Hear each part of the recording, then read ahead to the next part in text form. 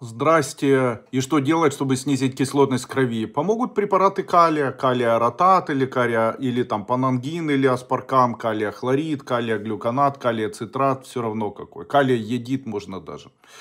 Принимайте препараты калия. В моей компании это препарат уралис и манкулит, и можно принимать их. Они снизят кислотность крови. Таким образом, калий регулятор кислотности. Принимая калий, кислотность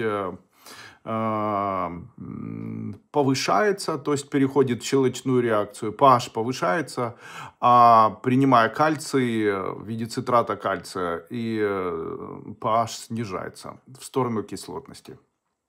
Таким образом вы сможете себе помочь.